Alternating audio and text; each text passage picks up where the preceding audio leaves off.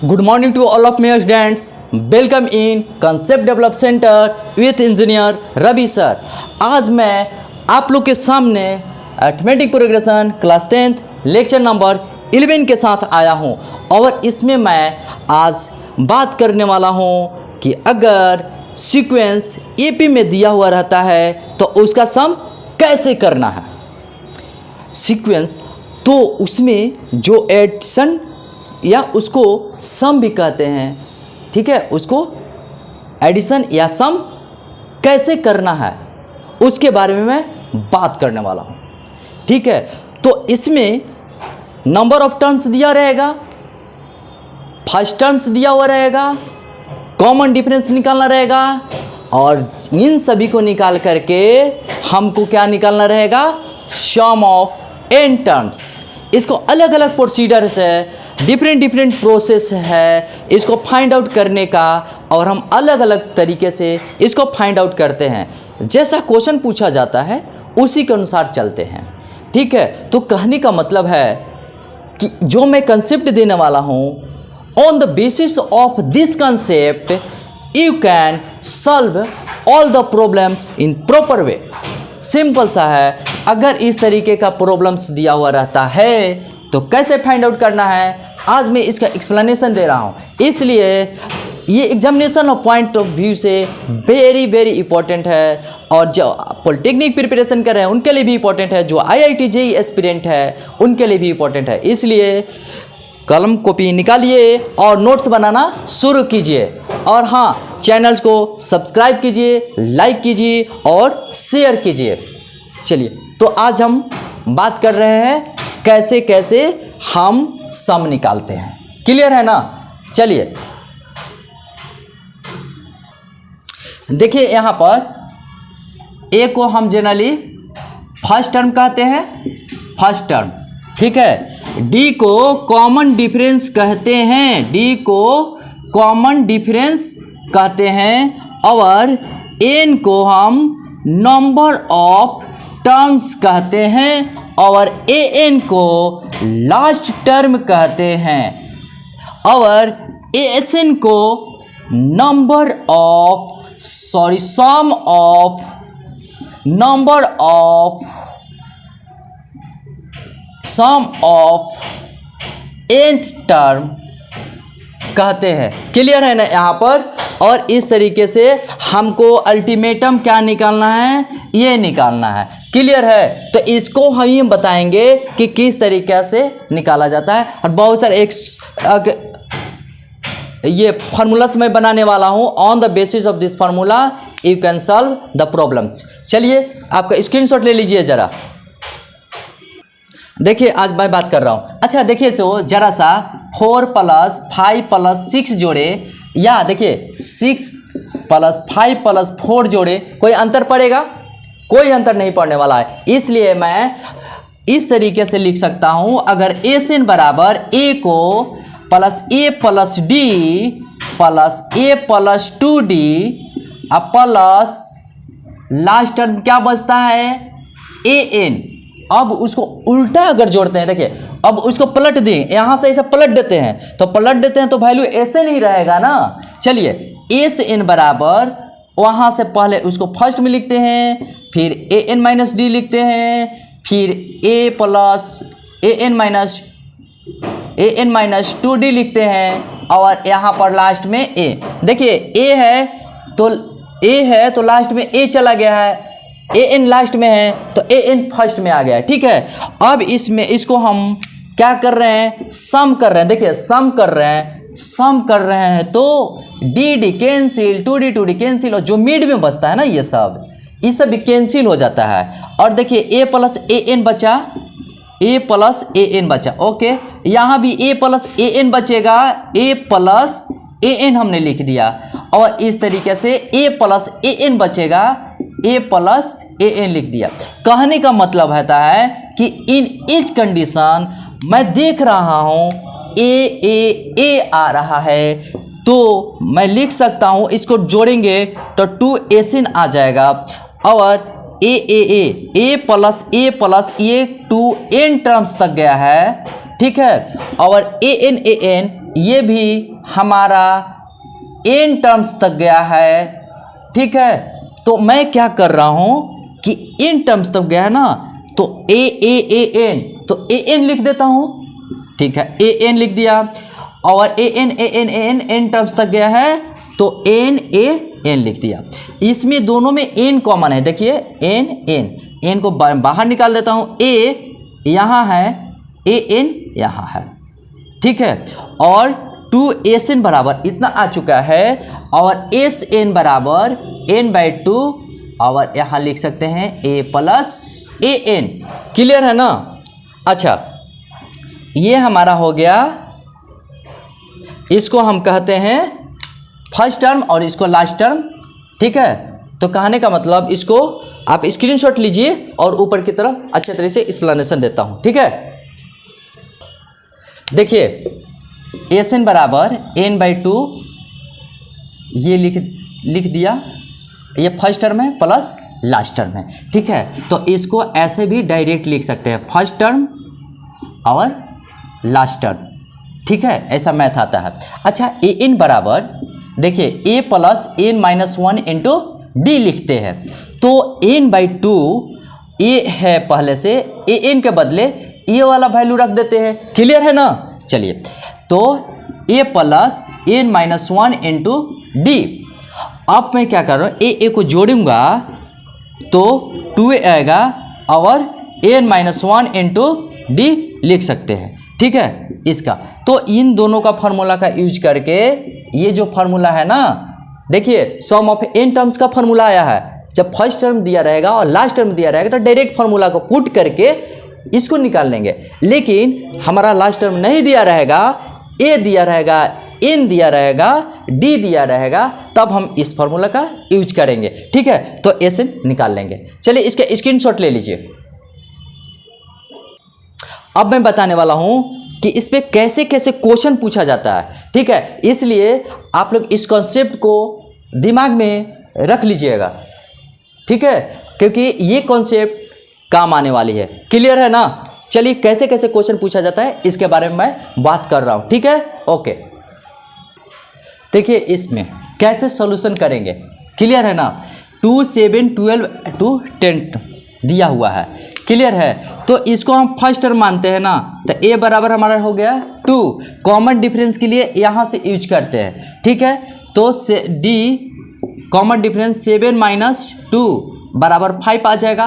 और यहाँ से n 10 टर्म्स दिया है ना, यानी कि n दिया हुआ है, यानी कि हमारा गिवन, ठीक है, गिवन n = 10। तो अब हमारा आसान हो गया, क्योंकि एक फार्मूला, मैं फार्मूला यहाँ लिख देता हूँ। क्लियर है ना।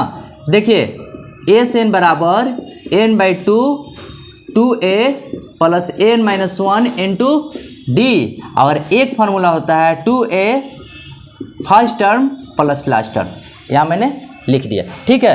तो sn बराबर फार्मूला होता है, तो यहाँ n 10 है ना, चाहे sn लगा देते हैं। तो देखिए n/2 2a plus n-1 into D लिख दिया, तो n बराबर 10 है, तो 10/2 लिख दिए। 5 2 इंटू a 2 प्लस 10 में से 1 जाएगा, यानी कि 10 में से 1 कर दिए, और d हमारा है 5 लिख दिए। क्लियर है ना। चलिए, तो 5 लिख दिए, और 2 2 4 हो गया, 10 में से 1 गया, 9 हो गया, 9 5 45 हो गया, ठीक है। 5 इंटू 49 डैट मीन्स 225, एसएन का आंसर आ गया। पूरा क्लियर है ना, विजिबल तो है ना, ठीक है। इसका स्क्रीनशॉट ले लीजिए आप लोग, ठीक है। ओके, देखिए अब निगेटिव नंबर्स आ गया। मैं हर तरीके का बताने वाला हूँ। पॉजिटिव नंबर आता है तो उसका एडिशन कैसे किया जाता है, अर्थात उसका सम कैसे किया जाता है, या अगर नेगेटिव नंबर आता है तो उसका सम कैसे किया जाता है, फिर डेसिमल नंबर आएगा तो उसका सम कैसे किया जाता है, फिर फ्रैक्शन में आएगा तो उसका कैसे सम किया जाता है, अगर फिर इंटीजर में हो और फ्रैक्शन में हो तो उसका सम कैसे किया जाता है, हर का कॉन्सेप्ट मैं देने वाला हूँ, ठीक है। On the basis of this concept you can solve many and many problems from any books, okay ना। देखो इसको, ये हमारा हो गया फर्स्ट टर्म, तो ये a इक्वल टू -37, d जब निकालना है तो इसमें से दोनों में से सिलेक्शन किया जाता है, -33 ये 37 हो चुका है, ठीक है, -33 और ये हो गया 37 यानी कि 4 आ गया, d बराबर हमारा आ गया 4। क्लियर है ना। अच्छा मैं बात करता हूँ n बराबर दिया हुआ है, देखिए गिवन n कितना दिया हुआ है 12, चलिए 12 हमने लिख दिया। अच्छा चलिए कहने का मतलब होता है कि बिल्कुल अच्छे तरीके से समझ में आना चाहिए। अब मैं बात करता हूँ कि इस 12 निकालना है ना, देखिए 12 टर्म्स का, तो 12/2 लिख दिया और हमारा 2 इंटू ए की जगह पर -37 है, देखिए -37 लिख दिए और n-1 यानी कि 12 -1 और d 4 है, 4 से मल्टीप्लाई किए, 2 6 मरतबे कट गया 6 और इसमें से मल्टीप्लाई करेंगे तो -74 और इसमें 12 में से 1 जाएगा 11 4 यानी कि 44 आ गया। अब 6, अब देखिए इसमें से इसको मैं घटाऊंगा तो -30 आएगा, तो डैट मीन्स इसका जो आंसर हो गया -180 आंसर आ गया। अगर किसी को कोई प्रॉब्लम रहता है बोलिए, ठीक है। ये कॉन्सेप्ट समझने वाली है क्योंकि आप किसी भी बुक से मैथ को सॉल्व कर सकते हैं, ठीक है ना। चलिए इसको स्क्रीनशॉट ले लीजिए। देखिए अब डेसिमल का है, ठीक है। डेसिमल का कैसे करेंगे, बहुत ही आसान है। देखिए इसको तो फाइंड सम करना है ना, फाइंड सम, ठीक है। तो a इक्वल टू हो गया 0.6। अच्छा हमको d निकालना है ना, तो d के लिए राइट साइड में से लेफ्ट साइड वाला को घटाते हैं। चलिए तो d 1.7 में से 0.6 घटा दिए, 7 में से 6 जाएगा 1 और 1 इसका d आ गया। अच्छा एक चीज़ देखिए, n बराबर दिया हुआ है, d बराबर निकल गया, n बराबर 100 दिया हुआ है ना, तो n बराबर यहाँ पर 100 लिख दिया। अब हमारा क्या कर रहे हैं, सम निकालना है। a हो गया, d हो गया, n हो गया, तो सम निकल जाएगा ना। चलिए कैसे निकलेगा देखिए, ठीक है। ज़्यादा टेंशन नहीं लेना, बहुत अच्छे तरीके से कॉन्सेप्ट मैं दे रहा हूँ, ठीक है। समझते रहिए, जहाँ भी प्रॉब्लम होगा आप पूछ सकते हैं। क्लियर है ना। अब देखिए इस n बराबर फॉर्मूला है ना 2a plus n-1 into d। अच्छा s 100 है ना, s 100 है तो 100/2 लिख सकते हैं। 2a equal to 0.6 plus n equal to 100 है, चलिए 100 1 घटा दिया और d इक्वल टू 1.1 है, 1.1 है। क्लियर है ना। अब कहने का मतलब है कि ये कट गया 50 मरतबे, चलिए 50 कट गया और इसको जब मल्टीप्लाई करेंगे ना तो 1.2 आएगा। चलिए 1.2 हमने दे दिया। अब यहाँ पर जब मैं घटाने वाला हूँ तो 99 आएगा, 99 आएगा तो गुना 11 कर देते हैं और दशमलव के बदले बाई 10 कर देते हैं। और यहाँ भी दशमलव आया ना, यहाँ भी हम डेसिमल के बदले 10 कर देंगे। अभी रुकिए, देखिए 12/10 कर सकते हैं। इसके इसका जब मल्टीप्लाई करेंगे तो 9 आ गया, ठीक है, 9 और 808 आ गया। पूरा क्लियर है ना। अच्छा अब एक चीज़ देखिए, 10 आ गया, ठीक, विजिबल है ना। तो कहने का मतलब होता है अच्छे तरीके से दिखाई दे रहा है ना, विजिबल है ना। चलिए तो यहाँ पर एलसीएम ले लेता हूँ और 12 + 1089, क्लियर है, ओके। देखिए अब मैं इसको यहाँ पर लेकर करने वाला हूँ, ठीक है। देखिए 50 है और बाई 10 आ सकता है और इसमें प्लस करेंगे तो देखिए कितना आ गया, 5 9 तो 11 1 8 1 9 10 की 0 और 1 आ गया। क्लियर है, ये कट गया और जब इसको मल्टीप्लाई करेंगे ना, ठीक है, तो कितना आएगा 5505, यानी कि कहने का मतलब होगा कि s 100 बराबर इतना हमारा आंसर आ चुका है। क्लियर है ना। कहीं भी कोई प्रॉब्लम्स आ रही है क्या, दशमलव देकर घबराना नहीं है। अब मैं बात करने वाला हूँ, अभी जो प्रॉब्लम सॉल्व कर रहा हूँ फ्रैक्शन का प्रॉब्लम सॉल्व करने वाला हूँ। ठीक है, फ्रैक्शंस की जो प्रॉब्लम्स होगी देखते हैं उसको कैसे सॉल्व किया जाएगा। डेसिमल का कर लिए, फ्रैक्शन का कर लिए, ठीक है, फ्रैक्शन का करने वाले हैं। ठीक है, इसका स्क्रीनशॉट ले लीजिए। देखिए अब क्वेश्चन क्या है फ्रैक्शन का। देखिए बहुत ही आसान है, ए इसको ले सकते हैं तो a इक्वल टू 1/50। अच्छा डी निकालने का थोड़ा सा प्रोसेस है, वो थोड़ा सा जोड़ घटाव करना पड़ता है, करेंगे। डी 1/12 यानी कि दोनों का सिलेक्शन करेंगे, राइट में से लेफ्ट घटा देते हैं, -1/5। इसका हम एलसीएम लेंगे, ठीक है, तो कितना आएगा, हम ले सकते हैं 60, तो 5 आ जाएगा और 4 आ जाएगा, यानी कि 1/60। डी कितना आ गया, 1/60 आ गया है। डी क्लियर है ना, डी 1/60 आ गया। अब देखिए नंबर ऑफ टर्म्स दिया हुआ है, नंबर ऑफ टर्म्स कितना दिया हुआ है, 11 दिया हुआ है, तो अब हमारा प्रोसेस आसान हो गया। क्लियर है। अच्छा एक चीज़ देखिए, एस 11 निकालना है तो सबसे पहले 11/2 हो जाएगा, 11 निकालना है 11/2 हो जाएगा। अच्छा 2 देखिए 2 ए की जगह पर क्या है, 1/15, चलिए 1/15 हमने दे दिया।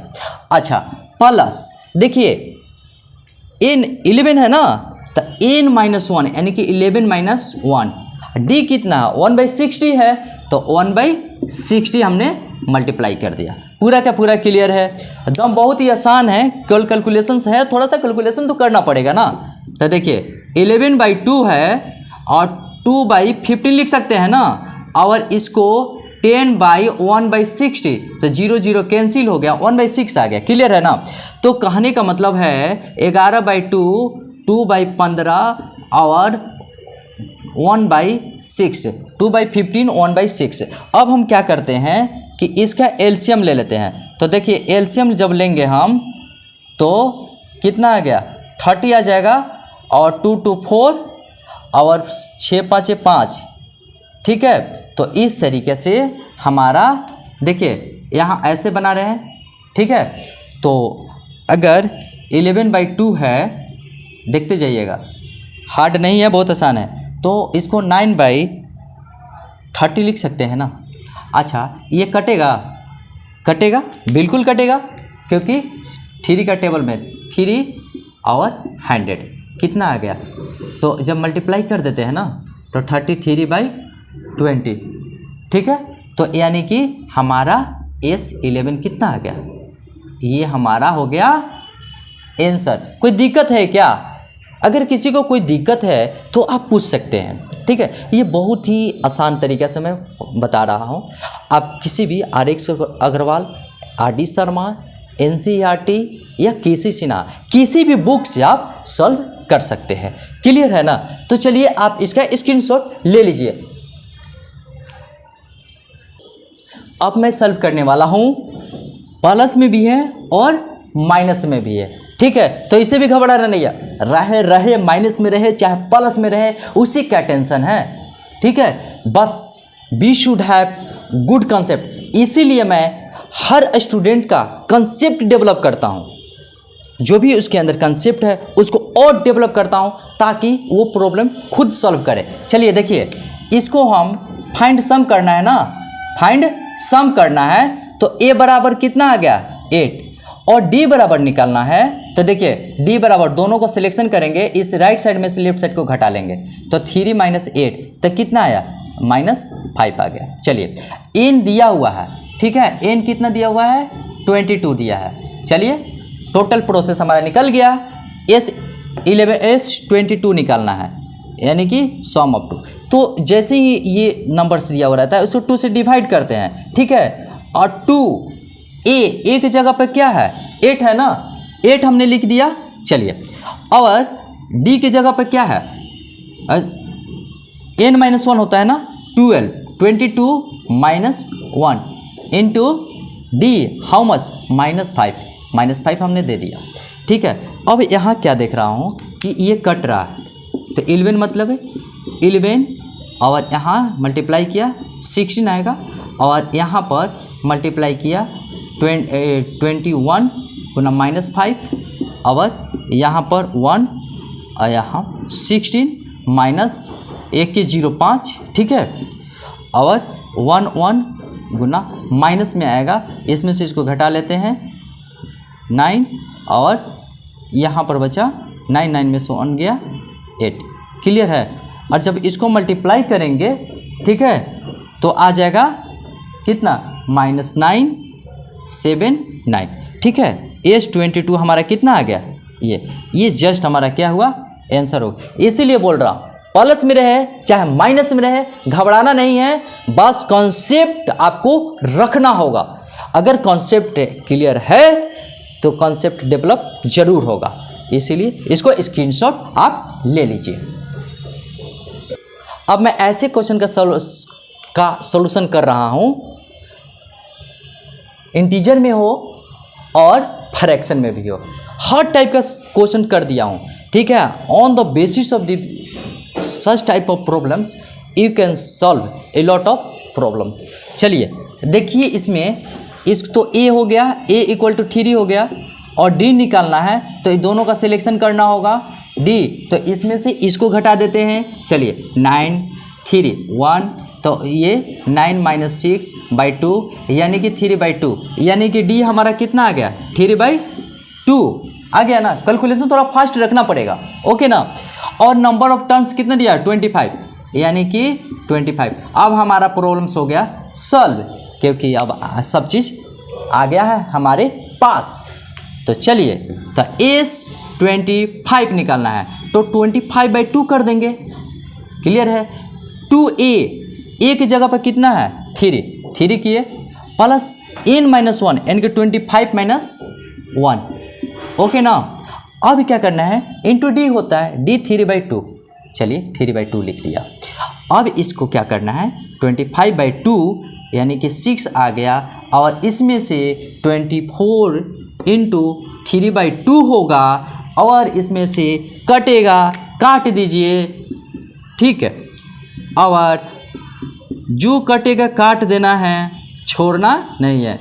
12 में 3 से मल्टीप्लाई किए 36 आया, और 25 यानी कि 42 लीजिए, इसको कट कर दिए ना, तो कितना है। जब 25 को 21 से मल्टीप्लाई करेंगे तो हमारा आएगा 5 to 5, ठीक है। तो यानी कि एज 25 बराबर हमारा इतना आंसर आ गया। तो अब तक मैंने हर टाइप का क्वेश्चंस को सॉल्व किया है, ठीक है। हर टाइप के क्वेश्चंस को मैंने सॉल्व किया है, चाहे वो पूरे इंटीजर में हो, यानी कि पूरे प्लस वैल्यूज में हो, या दूसरा माइनस में हो, या तीसरा डेसिमल में हो, या चौथा फ्रैक्शन में हो, या पांचवा इंटीजर में हो और फ्रैक्शन में हो, और छठा इस तरीके से बहुत सारे क्वेश्चंस को सॉल्व किए हैं। On the basis of this concept you can solve a lot of questions from any book, okay. तो मैं अब इस चैप्टर को एंड करता हूं, और आई होप, ठीक है, इस टाइप के प्रॉब्लम्स कुछ दे देता हूं, ठीक है, ताकि आप लोग कुछ बनाइएगा, ठीक है, एज होमवर्क रहेगा, क्लियर है। इसको स्क्रीनशॉट लीजिए, इस टाइप का मैंने क्वेश्चंस दे दिया है, ठीक है। और देखिए ये आप लोग का होमवर्क है, और इसको अच्छे तरीके से आप लोग सॉल्व कीजिए। और ये हमने आंसर दे दिया है ताकि आप लोग को कोई प्रॉब्लम्स ना हो, आप सॉल्व करके देख लीजिएगा, ठीक है। और इस तरीके से आप लोगों को कंसेप्ट क्लियर हो जाएगा, कंसेप्ट डेवलप होगा। इसी के साथ मैं इस चैप्टर को एंड करता हूँ। चलिए अब जय हिंद, जय भारत, जय concept develop center. Best of luck to all my students.